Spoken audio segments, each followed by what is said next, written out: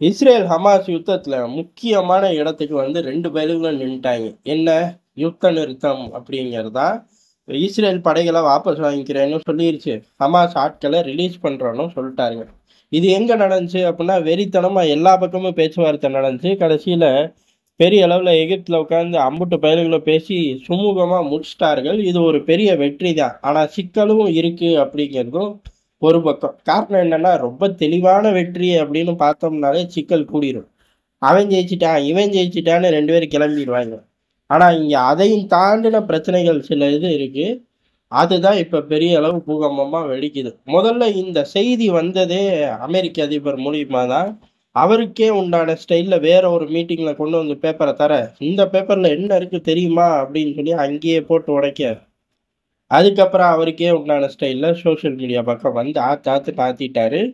பெரிய அளவுல ட்ரம்ப் முதல்ல ஒரு 20 பாயிண்ட்ட குடுத்தார். அந்த 20 பாயிண்ட்ல நம்ம 20யும் அலசி ஆராய தேவையே இல்ல. காரணம் என்ன அப்புட்ன்னா, 2, 3 பாயிண்ட்லயே இந்த திட்டத்துக்கு ஹமாஸ் ஒத்துக்காதுன்னு சொல்லிடலாம். காரணம் என்ன அப்புட்ன்னா, ஹமாஸுக்கும் காசாவுக்கும் சம்மந்தம் இல்ல. ஓகே, முடிஞ்சு போச்சு.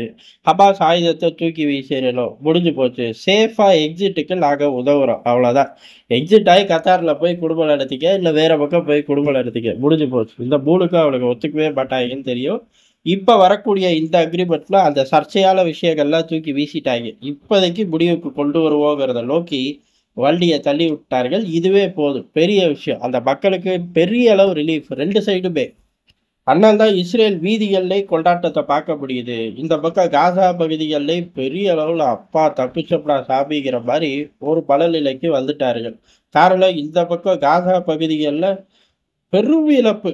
இந்த பக்கம் இஸ்ரேல பொறுத்தவரை அவனுங்க லெவலுக்கு பெரும் இழப்பு. இப்ப 2 பக்கமும் மக்கள்கள் ஓரளவுக்கு நிம்மதி மூச்சு விட்டுருக்கார்கள். இப்ப அடுத்த கட்ட பிரச்சனை என்ன அப்படின்னா, முதல் விஷயம் அப்படிங்கிறது இஸ்ரேல் படைகள் பின்வாங்கணும். அந்த பின்வாங்குறதுக்கு இஸ்ரேல் ஒத்துக்கிச்சு. பெஞ்சமின் நேதன்யாகு ஒத்துக்கிட்டாரு. அதுக்கு அடுத்ததா கைதிகள ஒப்படைக்கணும். எது? இஸ்ரேல் கைதிகள ஹமாஸ் ஒப்படைக்கணும். அதுக்கு ஹமாஸ் ஒத்துக்கிச்சு. இந்த இடத்துல தான் அடுத்தடுத்த ஸ்டெப்பே 2 பேருங்களும் வில்லத்தனத்தோட உச்சம்ல. அங்கதான் சிக்கலே வருது. காரணம் என்ன அப்படின்னா, பெஞ்சமின் நேதன்யாகு ஒத்துக்கிட்டார். 2 பேரும் எகிப்துல எல்லார் முன்னிலையிலும் கையெழுத்து போட்டுக்கிட்டார்கள். அதெல்லாம் தாண்டி இப்ப வார் கேபினட்டும் ஒத்துக்கணும். வார் கேபினட் ஒத்துக்குமான்னு கேட்டா, ஒத்துக்காட்டி பெஞ்சமின் நேதன்யாகுவுக்கு இஸ்ரேலுக்குள்ள எல்ல எதிர்ப்பு கிளம்புச்சோ, அத வார் கேபினட்ல ஒத்துக்காத ஆட்களுக்கு கிளம்பும் அப்படிங்கிறது எதார்த்தமான உண்மை. அத தாண்டி ஒத்துக்கணும் அப்படின்னு சில பிரேக். இப்பயே பாதி பேர் பாதி பேர் ஓகே முடிச்சுக்குவோம் அப்படின்னு சச்சரவுகள் ஓடுது. எல்லாம் ஒரு 2 மணி நேரத்துல இருந்து 2 நாள் இழுக்கக்கூடும் அப்படின்னு பார்க்கப்படுது. அதுக்கு அடுத்து இத ரொம்ப ஸ்மூத்தா வேகமா செய்யணும். இத வேகமா அவள செய்ய சொல்லுங்க அப்படின்னு சொல்லியே ஹமாஸ் அறிவிச்சிருக்கு. காரணம் என்ன அப்படின்னா, எல்லாருக்கும் நன்றி தெரிவிச்சுட்டார்கள். ட்ரம்புக்கு, அமெரிக்காவுக்கு, கத்தாருக்கு, எகிப்துக்கு, துருக்கிக்கு பேச்சுவார்த்தையில ஈடுபட்டு வெற்றி கண்ட எல்லாருக்கும் நன்றி அப்படின்னு ஹமாஸும் அறிவிச்சிருச்சு. இந்த பக்கம் இஸ்ரேலும் அமெரிக்காவுக்கு அறிவிச்சுட்டு போயிட்டாங்க. இப்ப இஸ்ரேல் சொல்லபடி அதே வேகத்துல சொன்ன இடத்துக்கு படைகளை பின்னோக்கிறத நீங்க உறுதி செய்யணும். அதை சீக்கிரம் செய்ய சொல்லணும் அப்படின்ட்டார்கள். இந்த பக்கம் இஸ்ரேல் சொல்லுது, இவனுங்க சொன்ன மாதிரி எல்லாரையும் கொண்டு வந்து ஒப்படைக்கிறத உறுதிப்படுத்தணும் அப்படின்ட்டாங்க. இந்த இடத்துல எப்படி இஸ்ரேல் படைகள் பின்வாங்கிறதுக்கு வார் கேபினட் அப்ரூவல் தேவை. கிடைச்சிரும். இருந்தாலும் சின்ன சின்ன சச்சரவுகள் வெடிக்கும்னு ஒரு படம் ஓடிக்கிட்டு இருக்கும். அதே மாரி காசா பகுதிகள்ல இருக்கக்கூடிய பழைய கைதிகள் ஒரு இடத்துல யாரும் கிடையாது. வெவ்வேறு இடங்கள்ல இஸ்ரேல், அமெரிக்க உளவுத்துறை கல்கள்லாம் பள்ளத்தூர் அளவுக்கு தான் இடம் பார்த்து ஒளிச்சு வச்சிருக்கார்கள். அவங்களெல்லாம் ஒண்ணு சேர்க்கிறதே பெரிய விஷயம்னு சொல்லப்படுது. நிறைய நபர்களோட இடம் அங்க உள்ள நிறைய ஆட்களுக்கே தெரியாது. யார் யாருக்கு என்னென்ன இடம் தெரியுதுங்கிறத அவங்களுக்குள்ள கண்டுபிடிக்கணும்.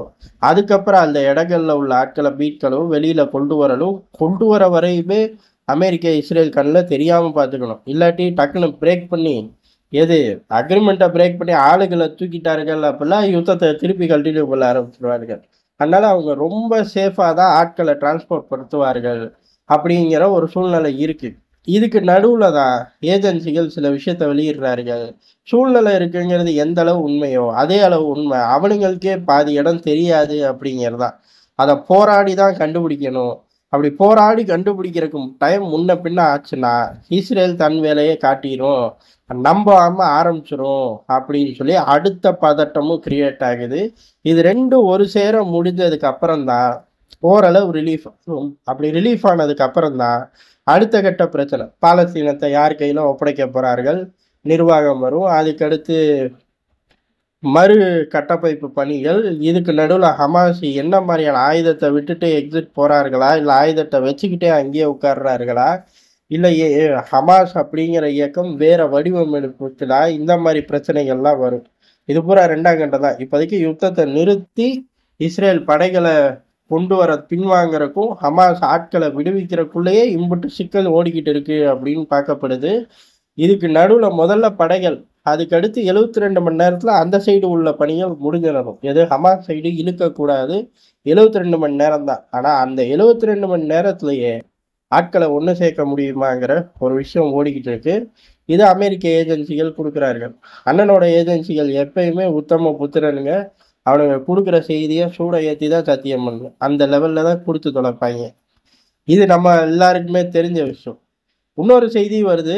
இது அந்த சைடு மத்திய கிழக்குல இருந்து வளைகுடா வரை உள்ள ஏஜென்சிகள் அவர்கள் சொல்றது என்ன அப்படின்னா, ஏற்கனவே அதாவது இந்த டைரக்ஷன்ல தான் பேச்சுவார்த்தை ஓடுதுன்னு அப்படின்னு ரெண்டு சைடுக்கும் தெரியும். இஸ்ரேலோட வார் கேபினட்டுக்கும் தெரியும், ஹமாஸோட ஆட்களுக்கும் தெரியும். அதனால கையெழுத்து போட்டதுக்கு அப்புறம் இவர்கள் ஏற்பாடு அப்படிங்கிறலாம் வேற விதமான அரசியல் தான். ஏற்கனவே ஏற்பாடுகள் தீவிரமாயிருச்சு. 20 பேரை ஏற்கனவே சேஃப்டியான ஒரு லொக்கேஷனுக்கு ஹமாஸ் மாத்திருச்சு. இஸ்ரேலோட நடவடிக்கை ப்ராமிஸ் பண்ண மாதிரி இருக்கு. அதுக்கப்புறம் இவனுங்க எந்த சித்து வேலையும் பண்ணல அப்படின்னு தெரிஞ்சதுக்கு அப்புறம் அந்த ஆட்களை சொன்னபடி 72 மணி நேரத்துக்குள்ள மூவ் பண்ண செக்யூர் லொக்கேஷன்ல இருந்து அடுத்தடுத்த வெளியில கொண்டு வந்து கேமரா முன்னாடி எல்லாரையும் அனுப்பிச்சு விட போறார்கள். ஏற்கனவே ஆட்களை எல்லாம் மூவ் பண்ணிட்டார்கள் அப்படின்னு சொல்லி இந்த சைடு உள்ள ஏஜென்சிகள் பிரேக் பண்றார்கள்.